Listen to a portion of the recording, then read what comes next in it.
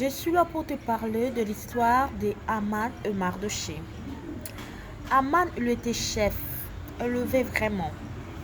Alors quand il passait, tous les serviteurs du roi fléchissaient les genoux et se prosternaient devant lui. Sauf Mardochée, parce qu'il était juif. Alors les serviteurs du roi, ils ont essayé d'influencer Mardochée, mais il a refusé. Parce que la parole de Dieu ne lui permettait pas de fléchir devant une personne. Et ils ont informé Haman. Haman a décidé de détruire Mardochée.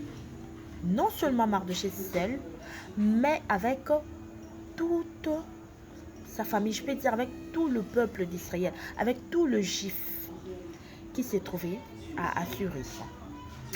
Alors, moi je me pose toujours la question, c'était Mardochée seul qui ne fléchissait pas devant Haman. Mais pourquoi Haman a décidé de détruire tout le peuple juif? C'est juste pour te dire que le diable, quand il te combat, il vise à te détruire, mais aussi à détruire toute ta famille. Alors quand tu pries, il faut toujours prier pour ta famille. Prie pour tes enfants. Parce que le diable, il te combat, il combat aussi tes enfants. Prie pour tes frères, prie pour tes sœurs. Prie pour tes parents.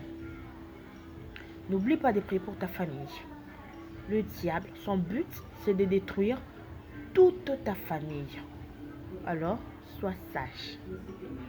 Dieu, il est de notre côté. Ne perds de rien. Prie car Dieu nous a donné le pouvoir sur toute la puissance de l'ennemi et rien ne peut nous nuire. Il peut bien nous combattre, mais jamais il peut nous nuire. Parce que nous avons le pouvoir sur sa puissance. Si lui, il a la puissance de détruire, nous avons le pouvoir de détruire sa puissance. Amen. C'est vraiment le pouvoir que Dieu nous a donné. Parce que quand je me rappelle toujours de cette histoire, à la fin, Israël a combattu. Israël a vaincu. Parce que le roi, il avait donné maintenant l'ordre au peuple juif de se défendre. Voilà, notre Dieu nous a donné déjà la force devant l'ennemi et il ne peut rien faire. N'oublie pas de prier pour toute ta famille.